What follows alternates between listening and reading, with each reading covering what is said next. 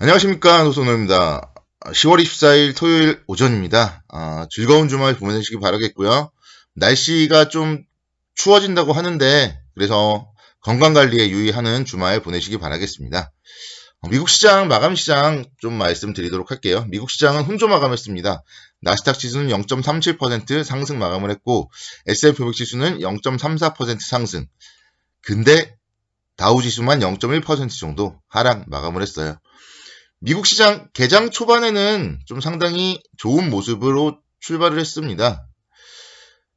식약청 식품의약국에서 코로나19 치료제 길리어드 사이언스에 대해서 렘데시비르의 승인 소식을 밝혔고요. 그런 소식으로 좀 상승 출발을 했었는데 아무래도 계속적으로 좀 추가적인 부양책이 불확실하다 보니까 시장은 장중에 좀 변동이 있었고, 그래도 좀 막판에는 또 다시 좀 낙폭을 줄인 채 마감을 했던 것 같습니다. 지금 나스닥 지수 차트 보고 계시죠? 제가 수요일 날 차트를 보고 좀 기분이 나쁘다고 말씀을 드렸어요. 화요일, 수요일 계속 좀 윗꼬리가 생겨가지고 기분이 나쁘다 그렇게 말씀드렸는데, 또 목요일, 금요일 차트를 보면은 그래도 아랫꼬리가 좀 달립니다. 21선에서 아랫꼬리가 달리면서 21선에 대한 좀 지지를 하려는 좀 그런 모습을 보이고 있어서 다음 주 시장에 대해서는 좀 살짝 기대가 되지 않나 그런 생각이 듭니다. 다우지수도 마찬가지예요. 다우지수도 어제는 양봉이었고 오늘 21선을 살짝 깼다가 그래도 회복 마감을 했습니다. 하락 마감한 건 아쉽지만 21선을 깨지 않았다. 이런 점은 긍정적이라고 해석을 할 수 있겠고요. S&P 500 지수도 마찬가지. 목요일도 양봉, 금요일도 양봉. S&P 500 지수는 5일선도 깨지 않았죠. 5일선에서 아랫꼬리 달고 양봉 보여줬습니다. 그래서 미국 시장은 이제 기술적으로 봤을 때 좀 다음 주는 좀 추가적인 반등이 나오지 않을까 그런 기대감을 가져볼 수 있을 것 같아요. 금요일이다 보니까 좀 뭐랄까 실적 발표 시즌이다 보니까 실적에도 좀 민감할 거고요. 특히나 이제 인텔이 실적을 안 좋게 발표하면서 11% 급락을 했음에도 불구하고 나스닥 지수가 상승을 했다. 이런 점들을 감안을 해봤을 때 다른 종목들은 또 그만큼 좋았다는 얘기예요. 테슬라도 중국에서 리콜 얘기가 나오고 있습니다. 그러면서 한 1%대 하락을 했는데 그럼에도 불구하고 나스닥 지수는 상승을 했습니다. 그래서 미국 시장은 좀 다음 주를 좀 기대해봐도 좋지 않을까 그런 생각이 들고, 그러니까 지금 미국에서는 제일 중요한 게 미국 대선 그리고 추가 경기 부양책이잖아요. 딱 두 가지입니다. 미국 대선은 이제 TV 토론, 2차 토론까지 다 마쳤고요. 그리고 이미 우편 투표도 다 시작이 되고 있죠. 근데 지금 현재 예상으로는 좀 바이든이 좀 안정적으로 승리할 것이다. 그런 의견이 조금씩 더 탄력을 받고 있는 상황이에요. 그래서 민주당 바이든 후보가 승리할 경우에는 경기 부양할 거고요. 또 각종 인프라 투자할 거고요. 이런 부분들이 이제 주식시장에 좀 호재로서 작용을 할 가능성이 많습니다. 근데 이제 좀 시장에서 악재로 좀 생각하고 있는 부분도 있어요. 바이든이 당선되고 민주당 정부가 들어서면 좀 법인세를 인상하지 않을까, 그러면서 좀 규제를 강화하지 않을까, 그런 우려감도 분명히 있습니다. 그래서 일장일단은 있어요. 누구든지 마찬가지예요. 어떤 정치인이 정권을 잡던 좋은 점도 있고 나쁜 점도 있겠죠.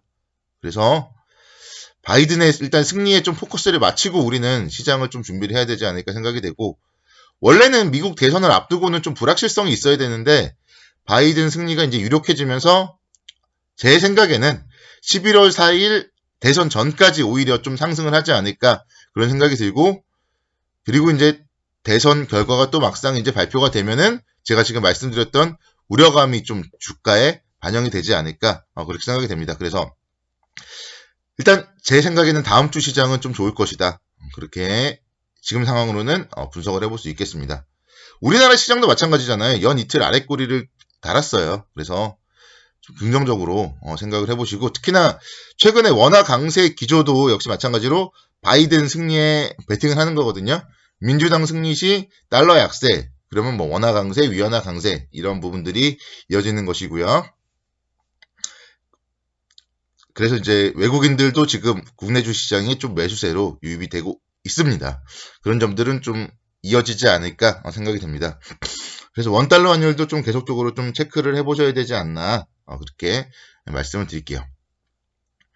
국내 주시장 차트 보시면은 그러니까 연이틀 좀 음봉이어서 아쉬웠지만 아랫꼬리를 그래도 달고 뭔가 더 빠지지는 않겠다 좀 이런 의지를 보여줘요. 그래서 주말 동안의 국내 시장은 코로나19 확진자 수가 어느 정도나 되는지 또 뭐 봐야 될 것 같지만 크게 문제만 없다면은 시장은 다음 주에는 분명 2,400선은 한번 좀 돌파를 하지 않을까 그런 생각이 듭니다. 그래서 다음 주에는 좀 2,340에서 60포인트 사이 2,340에서 60포인트 사이가 좀 매수의 기회가 되지 않을까 그렇게 생각이 되고요. 종목들은 좀 자동차 쪽에 주목을 해보셨으면 좋겠어요. 자동차 쪽. 이제 실적 발표를 현대차, 기아차도 월요일날 해요. 월요일날. 근데 이번 주에 매를 맞았어요. 매를. 원래 현대차, 기아차도 다른 종목들과 마찬가지로 실적에 대한 기대감으로 좀 주가가 상승을 하고 실적을 이제 좋게 발표하면 재료 노출로 하락을 해야 되는데 오히려 이번 주에 품질 보증 관련된 비용 이슈로 매를 먼저 맞았어요. 화요일날 뭐 7%까지 밀리면서 43,000원대까지. 그래서 이런 종목들 43,000원 손절선 잡으면은 뭐 매수할 수 있겠죠. 그래서 또 이틀 동안에 이런 양봉 긍정적으로 해석을 할 수 있겠고 현대기아차는 그러니까 실적을 적자로 발표할 거기 때문에 오히려 그런 부분들이 좀 월요일 날도 뭐 하락할 수도 있거든요. 근데 그럴 때가 오히려 기회예요. 기회. 이미 다 알려진 악재로 하락을 하면은 사야 되는 거죠. 그건 이제 쌍바닥을 만드는 거예요. 단기로. 그런 부분들 좀 감안을 해보셔야 되고 뭐 금요일날 기관들도 기아차 매수했잖아요. 그래서 기아차 43,000원 손절가로 딱 매수 관점으로 접근을 하셔야 됩니다. 자, 현대차도 마찬가지예요. 정말 요즘에 투자자분들이 가장 걱정스러워하고 있는 종목 중에 한 종목이 현대차인데 현대차를 막 10만 원일 때는 그렇게 사라 그래도 안 사더라고요. 10만 원일 때는 그렇게 사라 그래도 안 사더니 왜 18만 원 막 이때는 갑자기 또 좋아 보였는지 그때 사신 분들이 어마어마하게 많아요. 저는 이제 그때 이제 현대차 물어보면 이제 그만 사라고 했거든요. 그리고 자꾸 현대차 물어보는 분들한테 저는 현대차 대신에 기아차를 사라 이렇게 말씀을 드렸어요.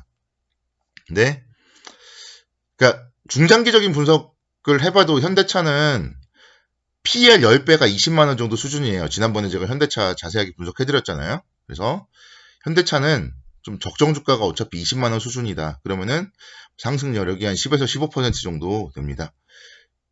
그런 현대차도 역시 마찬가지로 15만 6,500원 저점 손절가로 뭐 충분히 뭐 매수 관점으로 접근 가능하겠죠. 적정 주가가 그래도 19만 원, 20만 원이니까. 그래서 다음 주에 오히려 현대차, 기아차, 자동차 관련주들 좀 가장 안전빵 종목이 아닌가 생각이 됩니다. 기아차는요. 적정 주가가 65,000원 정도 돼요. 그래서 여기서부터 뭐 2만 원 정도 상승 여력이 있기 때문에 현대차보다 저는 기아차가 더 낫다. 이렇게 말씀을 드리는 거고요. 현대모비스는 제가 지난주 일요일 날 제가 추천을 드렸죠. 지난주 일요일 날 제가 추천을 드렸었고 월요일, 화요일 오전까지 힘들었지만 화요일 날 오후장에 큰 시세를 내줬습니다. 그리고 나서 수목금 좀 이제 횡보하는 모습을 보였고 그 가운데서 계속적으로 좀 기관의 매수세가 이어졌어요. 이런 점들을 감안을 해봤을 때 뭐 현대모비스 역시 마찬가지로 다음 주에도 계속적으로 좀 관심 있게 지켜봐야 되지 않나 생각이 듭니다. 그래서 자동차 관련주 쪽을 좀 관심 섹터로 지정을 하시고 다음 주에 지켜보시고 좀 분할 매수하시면 또 행복한 10월 마무리가 되지 않을까 그런 생각 가져봅니다. 또 뭐 다른 얘기들 다른 부분들 분석되는 부분들이 있으면은 제가 또 일요일날 방송을 통해서 말씀을 드릴 테니까 일요일날 방송도 꼭 놓치지 말고 청취 부탁드리겠고요. 주말에도 열심히 하는 저를 위해서 좋아요, 구독하기, 알림 설정 그리고 좀 주변 분들에게 홍보도 좀 많이 부탁드리도록 하겠습니다. 자, 주말 행복하게 보내시기 바라겠고요. 감사합니다.